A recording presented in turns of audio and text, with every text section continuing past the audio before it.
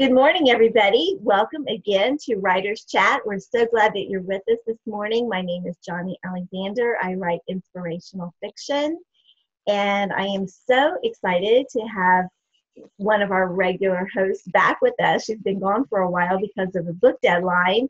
My daughter, Bethany Jett, is with us this morning to talk about how to create a social media campaign. So whether you're with us live or you are watching the replay, we're really glad to have you with us today. Bethany has just really done quite a bit in the last year or so. She has started two companies, Platinum Literary Services and Serious Writer Academy. Serious Writer Academy does courses. They also, under the Serious Writer umbrella, do tour stops and conferences. And Bethany's just gotten back, along with some of the people who are in the chat with us, from the North Carolina Christian Writers Conference. So it'd be fun to hear a little bit about that too. But I'm going to turn it over to Bethany, and we're going to talk about creating a social media campaign. Hi, everybody. So when I think of a social media campaign, I think of like a checklist or like a funnel system where it's like, do this, do this, do this, do this, do this. And that is what it is, but it's not as step oriented as I wish it was. I wish that someone would just say, on this day, create this piece of content. On this day, create this piece of content. And sometimes they will do that for you. There are some companies who have those things out there. But today, instead of really kind of going into that, I wanted to go more in depth because everyone's going to have a different way that they want to create their social media campaigns and talk about, like, y'all know, like, I love best practices and strategies for social media. And so I feel like if we cover that, then you'll be able to say, okay, well, on Monday, I'm going to choose to do Monday motivation or mugshot Monday or whatever. You'll be able to pull different things in for your own specific calendar, and that's kind of how it is. But I did want to show, like, speaking of mugshot Mondays. I haven't heard of Mugshot Monday.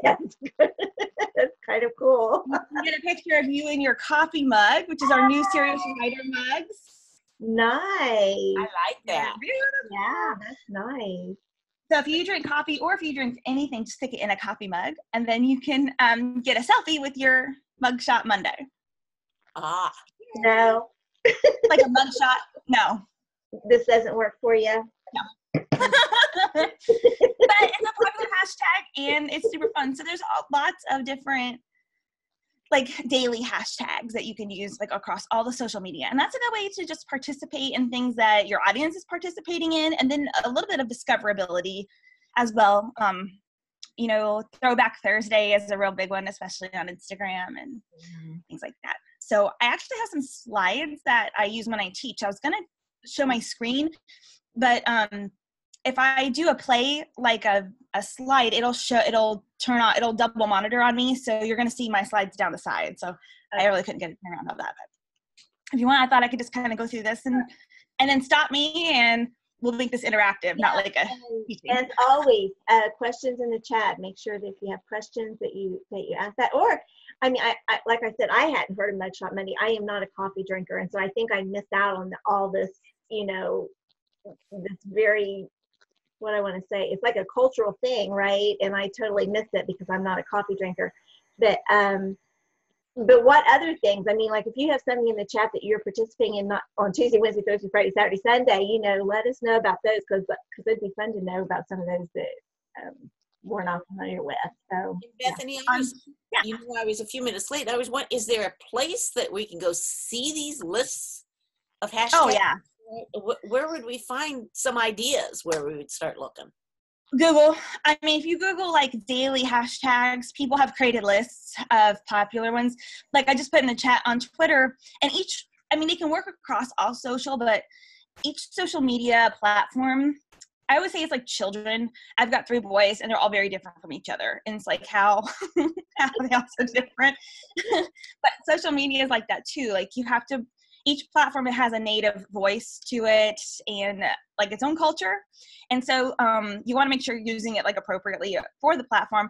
Like on Twitter, hashtag FF, hashtag Follow Friday, really great ones. Hashtag Woman Wednesday is one, so you can highlight somebody, a female who is like super motivating to you. I mean, there's Man Crush Monday is another one where you can post a picture of your man and tell your love story.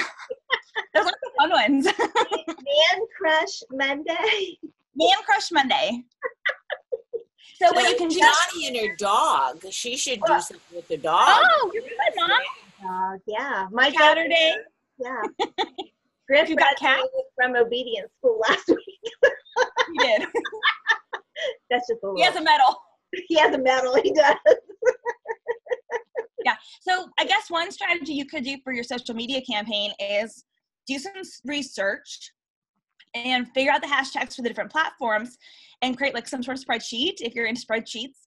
And then you could do all of them, or you could start switching off. Maybe you're going to say for the month, the first Monday, I'm going to do Man Crush Monday. On the second Monday, I'm going to do Motivation Monday, Mugshot Monday. Or you could say, like on Instagram, for example, y'all know I love Gary Vaynerchuk. I'm going to talk about one of his books in a second. He recently said on a podcast that people are freaking out about the algorithm change on Instagram. So you're not seeing people's content come through as they post it, similar to how they do it on Facebook. And people are like, oh no, algorithm. He said it's the best thing ever because you can't spam on Instagram. So people are only seeing content if they've interacted with you or engaged. And what he said is if he was starting out today, he would be posting 4 to 6 times a day on Instagram. And I was like, ooh. Now I like big goals like that because first of all, it gives you permission to post more as long as it's good content. And if my goal is 4 to 6 times and I only post 2, I feel like at least for me, it's better than if my goal is once a day and then I don't do it. So I always try to say, okay, my goal is 4 to 6. If I do less than that, I'm still winning because I did more than I would have done if my goal had been 1. So I found that to be very encouraging, actually. Yeah. And I like the idea is we're thinking kind of in systems. Create a plan that would work for myself and my brand, and then create the plan and the one for like the hashtags and how I'm going to calendar, almost make an editorial calendar type thing. Yes. And then implement it. Yeah. And just by using the daily hashtags as part of your thing, I mean, Twitter, you can post more on Twitter. Facebook, it kind of depends on how well your content is, if people are engaging, but it's the same thing. He said that same thing about Facebook, not on your personal page, but your business page. Again, people are only seeing the content if they're interactive with you. And so you can get 3 or 4 posts per day just based on those daily hashtags, which gives you room to then put in extra content as well and have them scheduled. I definitely recommend having a scheduler. Like you just don't have time to be posting all of this stuff. And some of your stuff, actually, I can give you a tip for social media strategies before we actually dig into best practices. So you want to break down how often your content is being scheduled based on how many posts you have. So if you have 10 pieces of content for Twitter, you're not going to post every day, because if you post 10 times a day, then tomorrow people are seeing the exact same things that you posted the day before. So if you're starting out with 10, I would say maybe do 2 posts every 5 days. And in fact, I would probably recommend getting 4 more pieces of content. So you've got 2 pieces going out every week, every day of the week. And then I would say, okay, go ahead and grab another 7 pieces of content at one time, put them in, and now have things go out 3 times a day on Twitter. So start small like that. And then, because then people aren't seeing that piece of content number 1 until a whole other week has gone by when the scheduler shoots it back out. So you kind of want to divide how much content you have. So you're just rotating, though, in other words. Mm-hmm. Wow. Yes. Yeah. And it might not be a lot on one day, but until you have more content, you don't want it repeating too often. Can I go back to ask you about Facebook too? I mean, you said so people aren't, like, you can put more on there because people probably are only going to see 1, if that. So it's very unlikely that anyone's going to see all 4 or 5 and then be going, oh my gosh, she's, doing too much. Yes. I think that's been a fear, that some of us have had for a while, is we just don't want it, like, to, spam up someone's feed or anything, but that's not a legitimate fear anymore. Not on the business page. Right. Because it's algorithm. Right. Yes, exactly. And there's not a lot of business pages that you really scroll through. One time I did find myself just scrolling through someone's Facebook page, which is something that I hardly ever do. And I thought, why am I doing this? So anytime you find yourself engaging with content on any social media platform, ask yourself, why did I love this? What did they do? And then how can I replicate it? So that was kind of the process I went. And what I realized is they were doing like 2 or 3 memes. I think it was a mom page. There were like 2 or 3 memes. And then the 4th post was usually something about what was going on with their brand or company or a question. And then it went back into memes, but they were so funny. That was one of the few times, I guess, that I got stuck into a Facebook time warp, and I was just like consuming. They were hilarious. And I thought, okay, that was a very positive Facebook page, because it was not a lot of promotion or trying to get me back to their website. It was a lot of just value in entertainment form. So don't be afraid to just put funny things out there. It doesn't have to be mind-blowing or, people go on social to escape. It's a little bit of escapism. Yeah. So I think have fun with it. Bethany, there's been a couple questions in the chat to talk about if Facebook allows schedulers. Tina thought that policy started that they were not going to allow schedulers as of August 1st. Can you maybe explain about that a little bit more? And then the question is, do you have some schedulers that you could recommend? Yeah, I use Meet Edgar, which is a little pricier, but you get 25 different accounts. And they post to Facebook groups, which is something that I needed. So if you're an admin of a group, you can have things go out every single day, like a Motivation Monday, or share your blog post here if you're trying to control how people add to the wall kind of thing. So I really, really like Meet Edgar. I used them for a while. I left and tested almost every single other one for their free trials, trying to figure out the one I wanted to use. And I actually went back to Meet Edgar, but that's just me. A lot of people like Post Planner, CoSchedule. Buffer is a super popular one. A lot of authors use Hootsuite.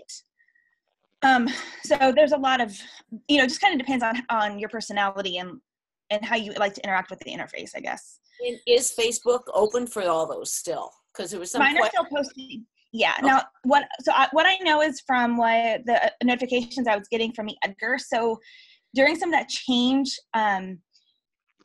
they just went through, they went through that whole policy change and algorithm change and all those policy changes. So for a time, I couldn't use Meet Edgar to post to Facebook groups because they took that away.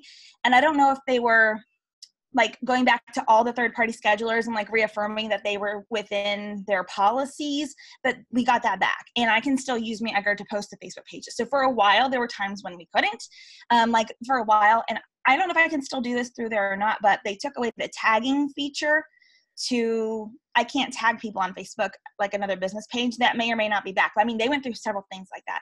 And yeah, not my personal. It has to be a business page. It has to be a page, not a personal page. I think that was maybe the change that went in effect on August 1st on that way. They want you to spell in the chat room Meet Edgar so they can see what it looks like. There, we got it. He's a little octopus. Pre-post. Also in Facebook, for example, there's a way to pre-post, and I do that a lot of times on a Thursday, Friday night. I go into one of the groups I manage and just set up a Monday, Wednesday, and Friday pre-post for the next week, and 15 minutes, 10 minutes, most is done, and I don't even use a scheduler for that one. So if it's a small amount, it works. It doesn't repeat though. Right. That's the thing. If I'm going to do something, okay, so for our conference posts, the countdowns, I don't use Edgar for that, because if I mess something up, it could go out on a different day, or it might not stop when I want it to if I'm not really paying attention. So I will actually directly go into our Facebook page and post in there the exact date and time, because it's a one-time thing. Now, Edgar does do a lot of one-time posts, and sometimes I will schedule stuff out that way. And I'm not sure about this, but at one time, Facebook prefers when you use their platform to schedule versus a third party. So for that reason, with countdown posts, I also just go in just in case they're giving preference still to that policy kind of thing. So Post Planner was one, yes. There's a lot of really great ones. A lot of great ones. I would just be, if you don't have one, get one and get started. Yeah, do the absolutely. free trial. I mean, almost all of them give you a free trial, right? And so you can do that to see whether it's something you're going to like or not. Yeah, and some of the schedulers, when Twitter came out with that rule where you can't post the same content, that changes a lot of people's way that they use Twitter, because content repeating on Twitter is a good thing.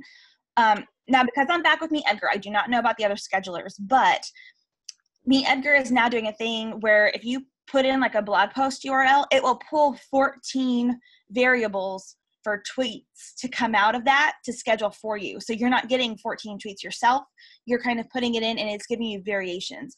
So some schedulers are helping you save time that way by helping you get the variations you're going to need for Twitter so you don't get banned. So I think we're going to see a lot of features coming out of some of these platforms, and some of them are going to rise to the top, and some of them are going to stay stagnant. So it just depends on how aggressive you want to be with your social, I guess, for how much you pay. And at $49 a month, I just figured it was cheaper than hiring an assistant. Kind of like how Shalon said, if a robot can do it for you, then that's not something you need to do yourself. And that's kind of how I feel. So yeah. And isn't Hootsuite free? There's a free version. There's a free version. Rhonda asked about if any of these free, and I know CoSchedule and Post Planner, which is two I use, I do pay for. And you mentioned Edgar and How stuff. much again was Meet Edgar, did you say, sweetie? Pardon? It's $49 a month, I think still. At one time it jumped to $79, and I think it's down back to $49. So they must have just played with their numbers for a little bit and then came back down. I really like them a lot. I mean, their newsletters, even if you don't use them for your scheduler, their newsletters are fantastic. They'll send you a weekly email that has 3 or 4 things they put on their blog. I find it very valuable. They're an email that I hardly ever delete, even if I don't open or read it right then. They're just really, really great about helping you with social. That's really their mission. Yeah. And Tina added Buffer has a free version. Buffer. I knew I was forgetting one. Yeah, a lot of people like Buffer. It's pretty inexpensive. Mm-hmm. Jeannie, the 2 that you mentioned, do you mind telling us what you're paying for those? I have no idea. I do a yearly thing, and it might be $50 a year or something like that. It's a yearly. It might be more than that. I'll try to find that while Bethany talks. Okay. That's what I do with Meet Edgar too. So a lot of times paying annually with a lot of these companies, they'll give you 2 or 3 months for Save free. a little bit, yeah. Mm-hmm. And I really like to say this, especially at writers' conferences, and since this is for writers, you really got to think about what camp you're in. If writing is a hobby, I wouldn't put a whole lot of money invested into a scheduler. I would go with a really inexpensive one. But if you're really wanting to go traditionally published with the platform that you're going to need, then I would start looking at the features the paid ones get, and then think about, if you can, doing an annual one, because over time that saves you $100 in Meet Edgar's case over time. So if it's a business thing, for tax purposes, that's what my husband and I just decided it was probably better just to save money in the long run to do annual with some of these. It just depends kind of on budgets and things. Last year, Johnny, Post Planner, I spent $108 for the year, and CoScheduler $180 for the year. Okay, well that's really not. I like CoSchedule. $10 to $20 a month, so that's not bad. Yeah. I like them both. I use them both all the time. I do want to say too, Meet Edgar really works for me because I run a lot of other pages. Right. Like I get 25 free accounts. So that's another thing you're going to want to look at is how many account link ups do you get with that? Because I have so many groups and different things that I'm running, I needed something a little bit more powerful. So you might be saying, I only need Twitter, Facebook, LinkedIn, and maybe group. Well, that's 4, and a lot of them have plans to go with the 4 at a less price. So, I mean, that's something to keep in mind. Don't, just because Bethany uses Meet Edgar, like, if you need to use that to get it, say it. But I am running a lot of things on it. Yeah. Post Planner, you can get quite a few. They just recently expanded that because I noticed that a couple months ago. Awesome. Limited to like 10 maybe before. I think the number is about 25 on Post Planner now. So that's cool. Mm-hmm. All right. All right. I was gonna let me show you a couple of books. I guess that talk about. This is one of my textbooks. Can you give us the title? The title? It is called Likeable Social Media. Okay. How to delight your customers, create an irresistible brand, and be amazing on Facebook, Twitter, LinkedIn, Instagram, Pinterest, and more. And the author is David Kerpen. There's his name. What do you like about that book? He really makes it easy he breaks down I love the best practices, because features are always going to change on social media, but the platforms themselves, the way they like to interact, aren't. And he really breaks down about algorithms, but then also about consumers. And what I like about this book is it's all about the audience, which is it's one of my philosophies in marketing, is it's all about giving. And the more I'm learning in this term, the more I see that marketing actually is all about giving. And so marketing gets a bad rap. Like when you go to writers' conferences or even on social media, people are talking negatively about marketing and branding. But the class that I'm in this time is called Reputation Management, Building a Brand. And everything that I'm learning, it's never about the company. It's about how does this company's values affect the customers, but more so, how can we engage the audience? And so coming in as someone for public relations or creating these campaigns for a company, you got to know the company, but then it's really about the audience. There's hardly any buy stuff. So I thought, marketing is getting a bad rap because people are doing it wrong, but technically at its core, it's all about the audience. And that's what this book is also teaching, is how to engage with the audience. In fact, he says that the goal for social media is that your content there's three things: likable, valuable, and engaging. Those are the three the objectives, I guess. It's likable, valuable, and engaging. I like that. That's a neat way, a quick, easy way for us to remember when we're ready to post something, isn't it? Yes. And actually, I'm going to share in here in a minute. He has a Facebook sales funnel that I'll break down. And then he also breaks down the word, a brief set of guidelines using Twitter. He calls them tweet, and he's got 5 things to do there. So I'll come back to that. And then my man, Gary Vaynerchuk. This book should be on everybody's bookshelf. It's called Crushing It: How Great Entrepreneurs Build Their Business and Influence, and How You Can Too. So I earmarked a couple of things that I wanted to mention. So if we could just jump in. Absolutely. Right. We are doing Jab, Jab, Right Hook on September 25th. So make sure you've read that by then, and that'll be our book club week. So also by Gary Vee. Okay, so he talks about how to create content for each platform. So he really breaks down the platforms and how to use them. And so I'm going to show a picture up here. That pyramid is how they create pillar content for their business.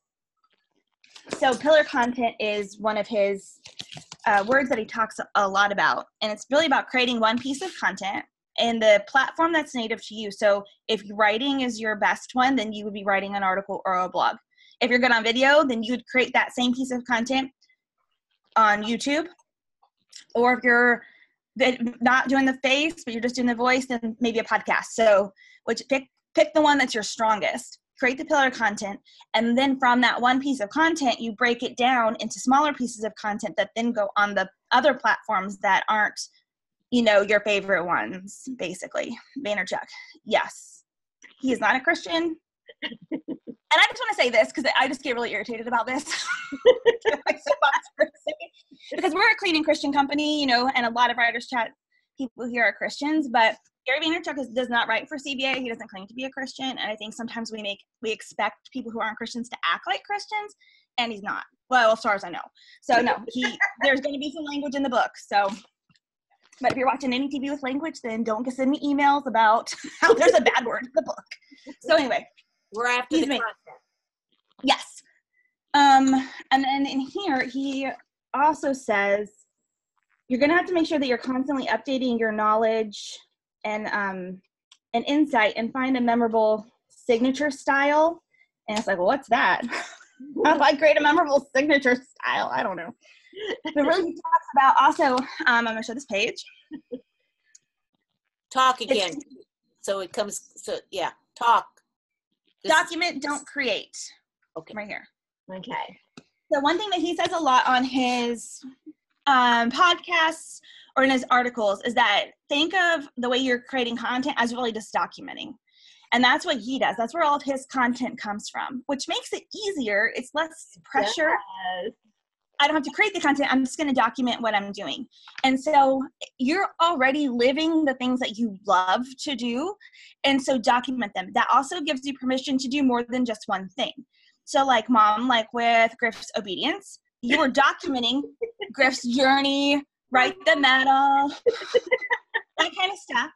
And then I encouraged her, here's how you tie the two worlds together. Griff has a medal that he got from his dog training graduation.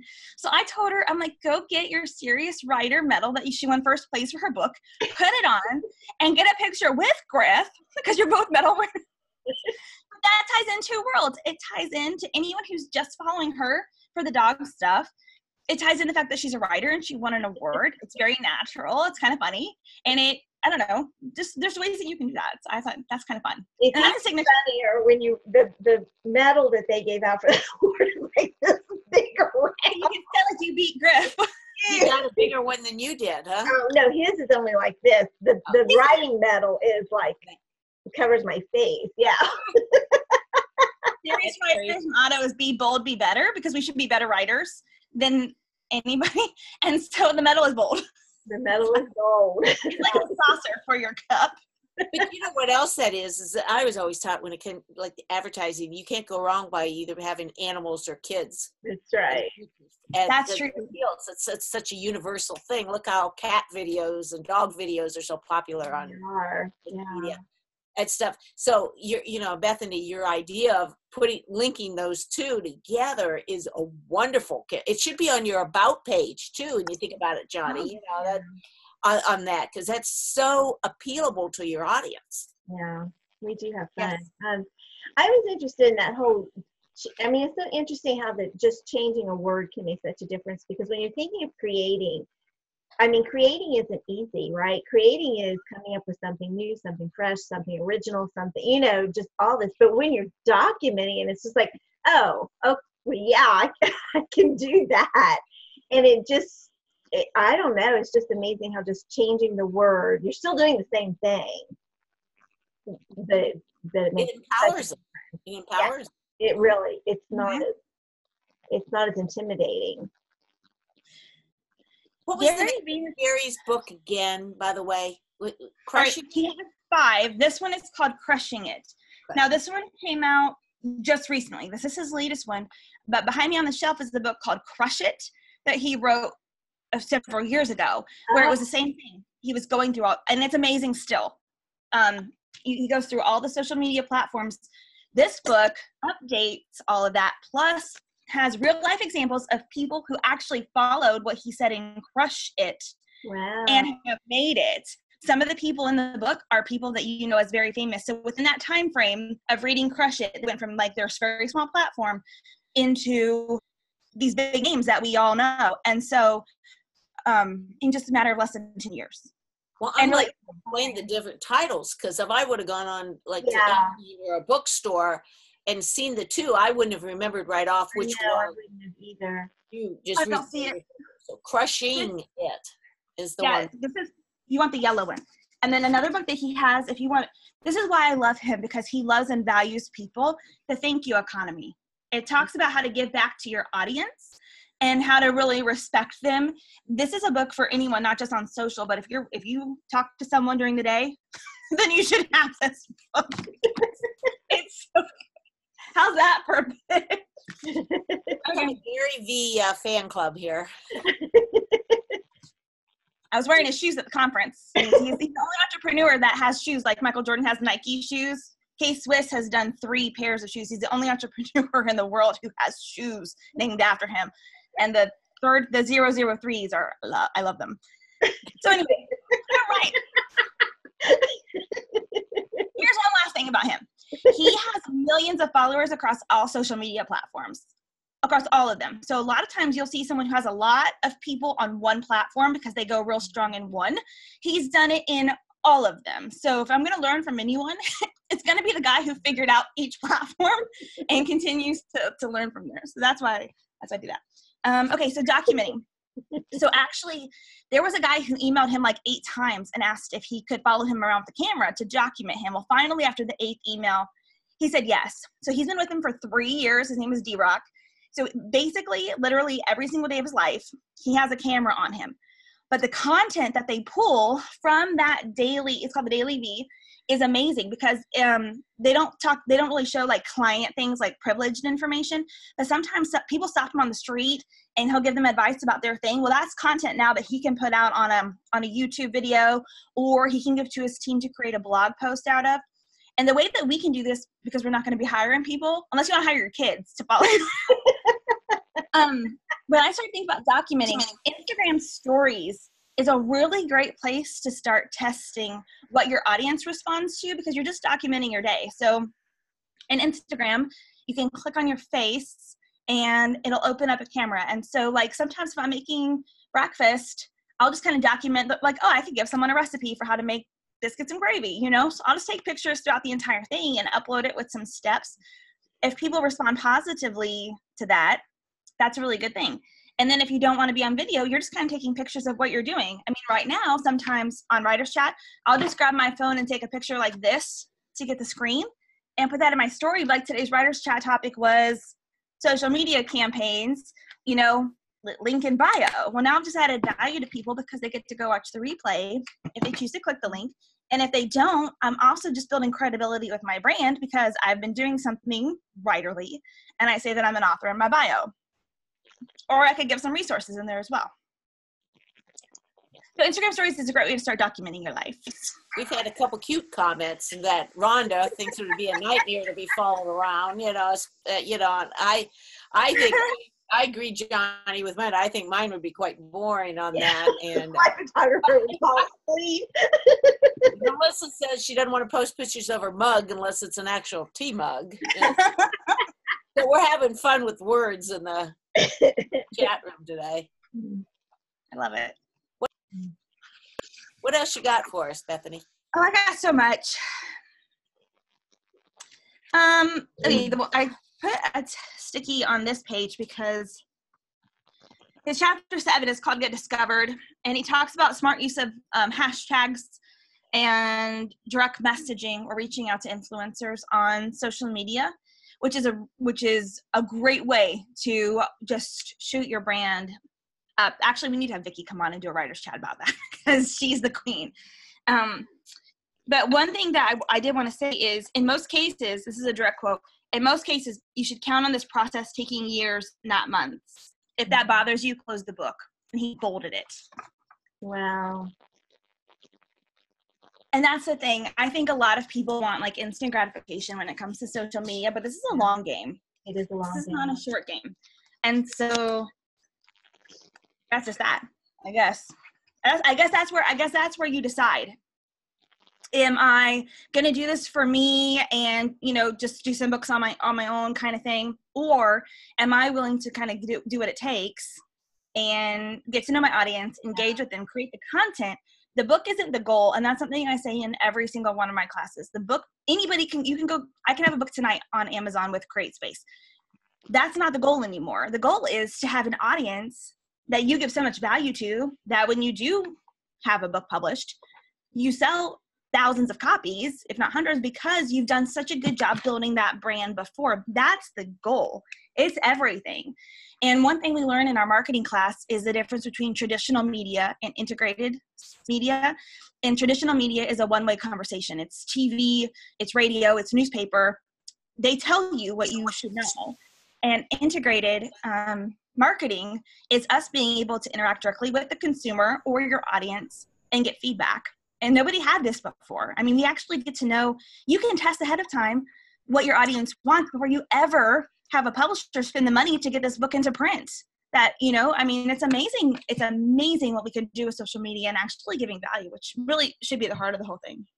Hey, Bethany, Jan wanted to know that the last quote that you gave from Gary Vee, that you had the Post-it note in it. What page is that on in Crushing It? It is the first page of chapter 7.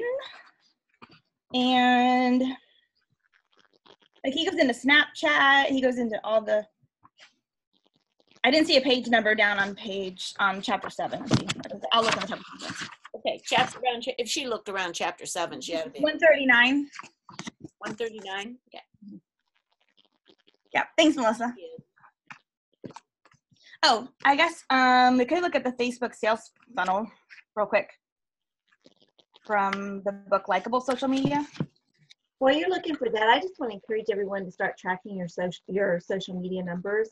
I've only done this for about 3 months. So, I mean, I just, wasn't that good about it either, but I just made an Excel worksheet and put them all down. And then I also put down some of the ones I'm involved, like, I could total those. Those are my personal ones, like Facebook page, profile, Twitter, And then because I'm involved in Writer's Chat and Serious Writer, I put those kind of as separate ones because they're not really mine, but they're ones that I'm involved in. So I could also have those numbers and track those too. And the YouTube. And it's really interesting just month to month to see what grows and what doesn't. And kind of thinking, okay, now which one do I want to grow? And maybe I could put some more effort into that one. And which one is like, well, that's just the way it is kind of thing. But it's gratifying, even if there's just a little bit of growth. And sometimes it's only been maybe one or two even on something like BookBub. It may have gone from 10 to 12, but still it's like, okay, well, still that's growth, right? And so it's encouraging you might be surprised how big your numbers really are, the total, the aggregate number really is. It also helps you project once you get like those number lines. So when you're working on your proposal, you can say things like, here are my numbers, but I've had this percentage increase in this amount of time. I'm projecting, and now that I know the strategies that made that, I'm projecting that I'm going to have this number. I mean, because of traditional published books, they take up to a year maybe to even get out. So you could say by the time the book releases, I anticipate having X number of followers, those kinds of things. That's stuff that you want to put in your marketing plan, in your proposal. It makes it stronger. It shows that you're actually working and that you're going to work towards those book sales, which is what they need you to do. Really. And on the other hand, like if you like I was thinking about BookBub, and I think my number's actually is higher than 10 or 12, but it's like, that's one I kind of want to focus on, but it's really hard to get people to go there. But that's one that I need to be more conscious of following other people too, because it's kind of a new one and it's not like one you're running into every day. But it's like, so make sure like when you're on something like that, think of people that and try to make sure you're following them as well, or on Amazon even. You cannot get those numbers, but I do try to follow authors I like on that because it's got to help. So I'm glad you said that, because it actually made me think of something. On Instagram, for example, oh, by the way, one of the reasons I keep talking about Instagram is they just hit 1 billion monthly users. Oh, wow. So Facebook has, okay, and these are stats that I got, I think they're as of 3 months ago, as accurate. Facebook has 2.4 billion daily active users every single day. 2.1 billion of those users are on this. So I'm just going to say that again. 2.4 billion check Facebook every day. 2.1 billion of that are using this. They might use their computer too, but they're using their phone. So everything has got to be mobile optimized, because this is where people are using. Facebook owns Instagram. Instagram just hit 1 billion monthly users. Their stories feature, which is an exact replica of Snapchat, was a feature they stole when Snapchat wouldn't sell to Facebook. They just hit 400 million. I can't remember. There's a lot of zeros. I think that's 400 million views. Snapchat is down to 190. So it's like they're over doubled the attention. And since Instagram is just getting all that attention, that's definitely a place I think we should be as authors. Another thing you need to know is that 80% of people on Instagram are not from the United States. And so if you're only utilizing your time zones to post, like if you're only, like on Eastern time, if you're only doing like 11 a.m., 1 p.m., and then 5 p.m., because you're like, I'm tired, I got to put kids to bed, blah, blah, blah, then you're missing probably 80% of the world, because like, go ahead and put like, you're up at 11, throw something on there or a story so that you're getting engagement from other parts of the world. So we're only making up 20% of all Instagram users here in the US. So something to think about. But I'm glad you said that about authors, because Goodreads is a place we don't really think a lot about, but that's where your readers are. And so on Instagram, there's a hashtag called Bookstagram. Find all the hashtags that people who are using Bookstagram use. There are beautiful accounts of people who are just featuring books. Her username is @CrimeByTheBook. She does thrillers, and all she does is post pictures of books, or the book's open and she'll feature certain authors. Well, if you're a thriller author, she has 60,000 followers. Like, you want her showing your book, but she takes the photos at the same time. Like, you can see through her feed. She'll grab some books, and it's like she's at a coffee shop, and she just holds the book like this. She's got her coffee, so she's got her picture. It looks really nice. She usually wears scarves, so you can see that in the photo. And she's just holding her phone like this and getting pictures, putting it down. She grabs another book, You can just tell by the way the photos are, but she doesn't post them all at once. Her plan is she scatters them out. So as you're looking through her feed, every so many photos, she's got a coffee shop photo holding a book. And then she does the same thing. You'll see like she'll wear different like high socks on her knees and stuff, you know, like she'll be sitting on her bed and she's got, again, it's from here, the photos looking down at the open book. She'll put some pretty things there. It's a gorgeous photo, but there's a lot of value there if you like to read crime novels because that's all she's talking about. So if you're an author, let's think about this. You have readers in your genre. So why not go to Goodreads, check out last year's list of the top 10 reader voted books, go to the library if you don't have them, check them all out, go somewhere that fits with your Instagram scheme. Like if you're naturey, go to a park or something and get some pretty flowers in the photo and just start taking your photos, your 10 photos and then scatter them throughout your social. And then for your caption, you can say, listen, this was 2017's number one winner, chosen by Goodreads fans, you know? And then if you don't want to read them all, you don't have to, but you can give a little blurb about it, or maybe say something about why they liked it, or you could even probably pull like one of the reviews, a line from the review in there. Your audience is going to start seeing you as the person who is the expert in the genre because you're giving them other books to read and other authors to follow as you're doing that. It's a way to tie in. That's a great idea. Great idea. Yeah. Some updated ideas. Yeah. On social media today, Bethany.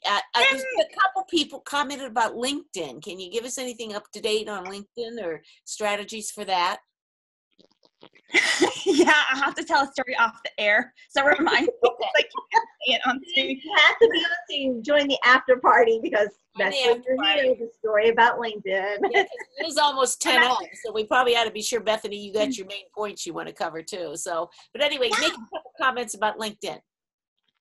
All right, so LinkedIn is more business oriented. I think that the stats show that there's more men on Instagram, not necessarily than women. I don't know, like don't quote me on any of this, but if you're really wanting to try to get a male audience, they are on other socials, like obviously they're on Facebook. But that's a good place to find them. You can get a lot of work from LinkedIn. I don't know necessarily, I wouldn't be promoting your book as much unless it's a business kind of book. And in that case, I would really just be sharing a lot of business tips there. But if you are doing any kind of freelance work, or even if you're an author who does fiction, you can still share things there, but they're looking more, you're going to want to give a lot of value there. If you went to a writer's conference, that would be a good place to say, you know, here's 5 ways to recover from a conference, 10 things that you need to bring to your next conference. That would be a great blog post to share there because probably a majority of people on LinkedIn go to conferences. And so in your blog post, you can share that it was a writer's conference, but you might make it a little bit more general when you're going to post it over onto LinkedIn, whereas you might change that title if you're posting it into a Facebook group or into a group on LinkedIn that was specifically for writers. You might say 5 ways to recover from a writer's conference group kind of thing. And so groups on LinkedIn and Facebook are fantastic because you can really start sharing a lot of value with people and then just engaging the conversation. And that's a really good place to do research. It's a good place to research the audience, what they're asking, the questions. Like if you want to know what kind of content to give people, start paying attention to the questions that are asked in Facebook groups and LinkedIn groups. So I definitely recommend you should be there. It's a good place to have your online CV or resume, anything that you're part of or publications you've written for, interviews you've done, put it there because people do look, people check you out on LinkedIn. It is definitely legit. It's not going anywhere. It's just a different way to do social. Great. Thank you. Thank you. Your publishers are there. Your editors are there. That's true. That's true. They always check you out too. We always have to say that. They do.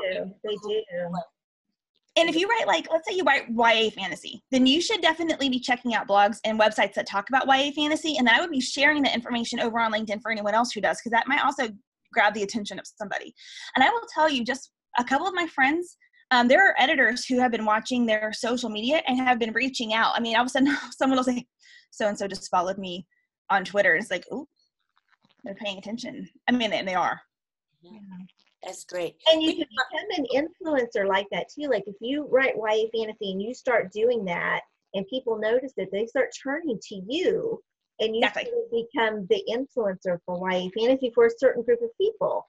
I mean, or whatever the genre might be. So, that's kind of a cool way just to sort of build your own credibility, and good things might come from that.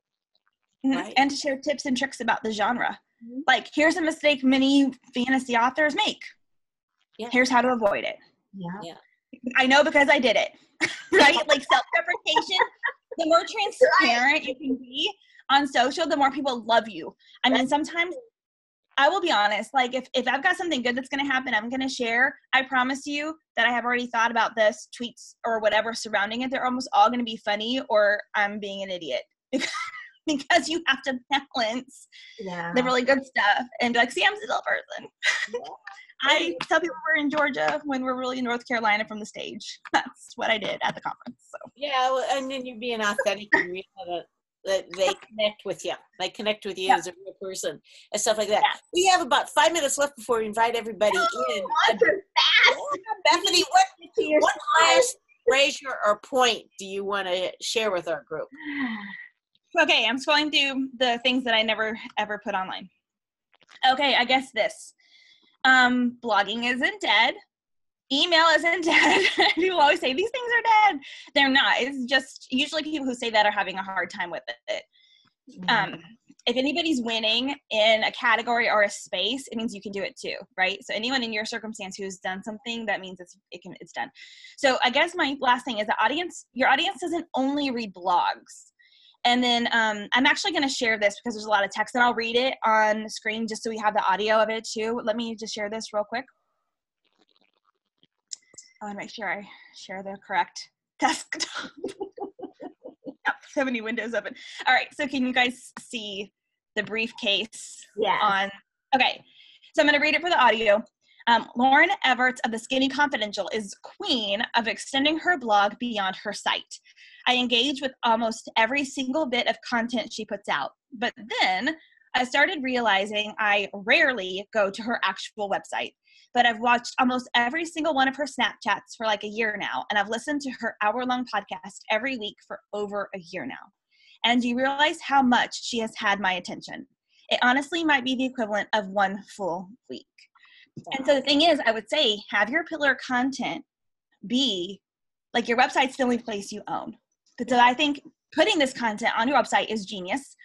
But then pull the content from your blog and then start putting it over on the social, because like she said, she never went to her website. So if you're only focused on your blog and your website, a lot of people don't go there all the time, but they are following you on another platform. And another thing, there's like 2 other things I wanted to say about this. She's watching her Snapchats, not her Facebook, not her Instagram, not her Pinterest, not her Twitter. It was Snap. And so that's why I feel like you need to be on all of them. Snapchat, I would say that's a little bit different unless depending on your audience. But that's why you really have to be putting content on all the platforms. And then the second thing I want to say is that when Michelle and I were doing research for our book, and actually she and I need to come on here and share that process because it's very interesting. There's a website you can go to, and it will show you the top URLs from the top blog posts from a certain URL, and it will also show you, and I'll tell you all the website when we go off. It'll also tell you where the traffic came from. And so this one blog that we had put in there, it showed Facebook. That post had gotten 220 shares on Facebook, which is great. I would love 220 shares on Facebook.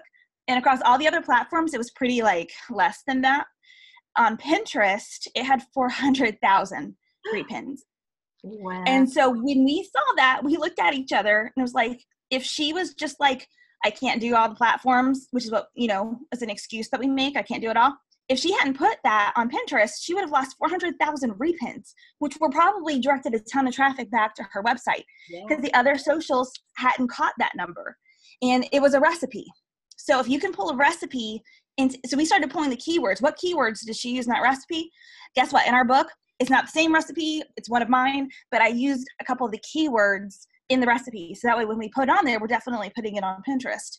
So it's just a way to look at the content. Think of what she would have missed out on if she hadn't stuck it on there. So that's another just reason to reinforce the point.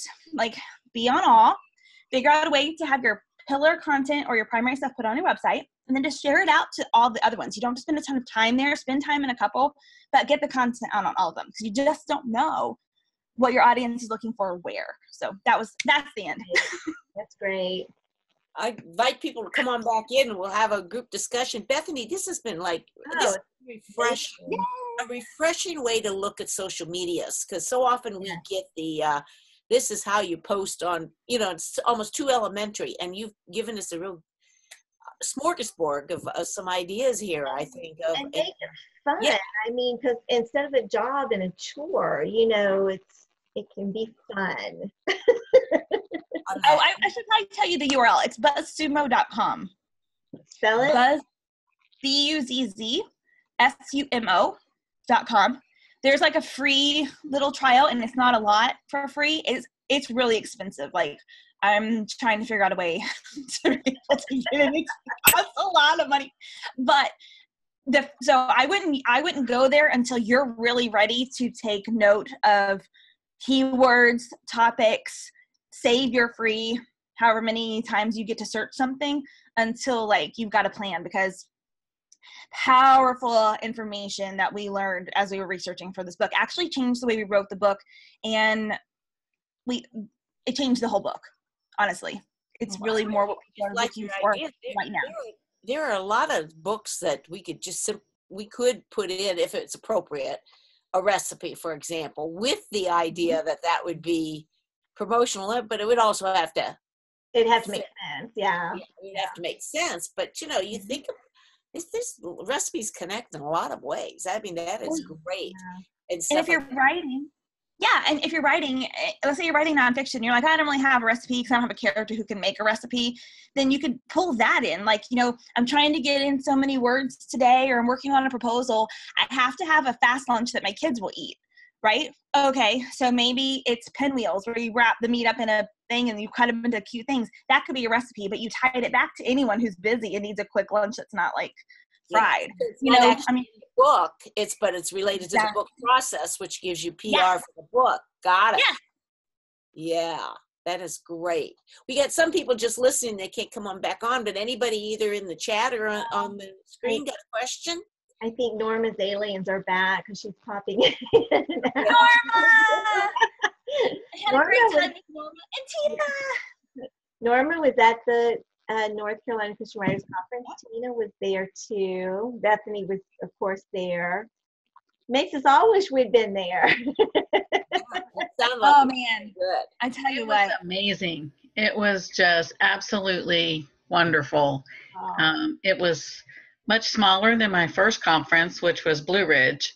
But it was big. It felt more like family in a sense, I guess. It was just much more close, and it was just, they did a great job. At times it was really lighthearted and absolutely hilarious, and it was just, I learned a great deal. It was wonderful, and I actually found, just as I was getting ready to turn and head out of the church to come home, I heard a lady say a town that's close to me, and I said, "Oh, did you say that town?" And she come to find out there's 4 ladies that are in my county that I didn't know that were at that conference. Wow. So we're going to try to connect and that's great. See what happens. So that was pretty cool. That is very that is really neat. Very cool and stuff like that. Anybody have any last minute questions before we go off the recording? And Johnny, did you look to see what we had next week? Yeah, I do. Next week is September 18th. We're going to have Kidlit, Inspiring Children to Learn, with Annette Whipple. And I think in Writer's Chat in the group, she's got a blog posted link there to when she visited Almanzo Wilder's farm up in New York. So I took a quick glance at that before we started this morning too, and that sounded like a lot of fun. So Annette is working on a book, a companion book to the Little House on the Prairie series. So that's sort of fun, and she writes nonfiction for children. So I encourage y'all to be here.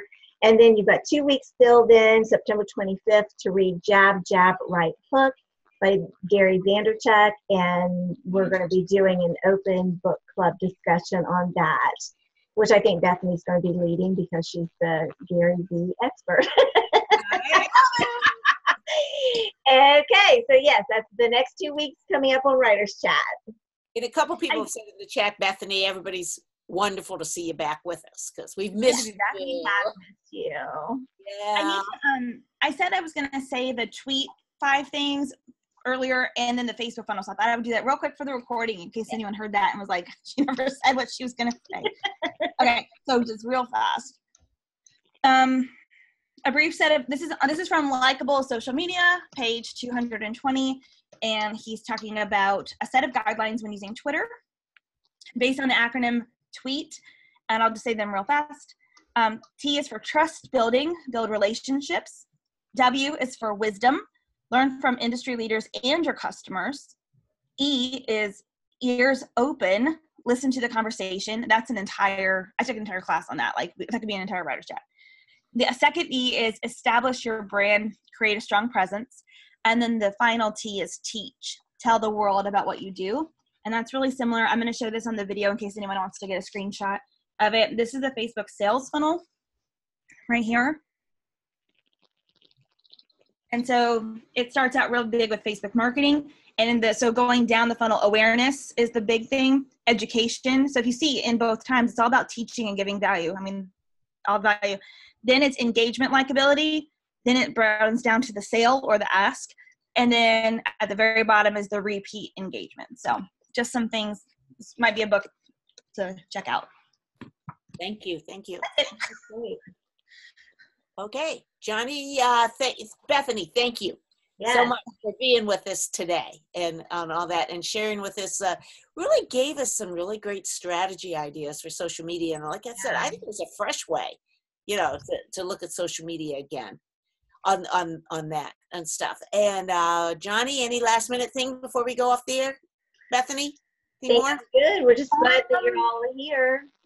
Thank you for being here today with us on Writers Chat and watching.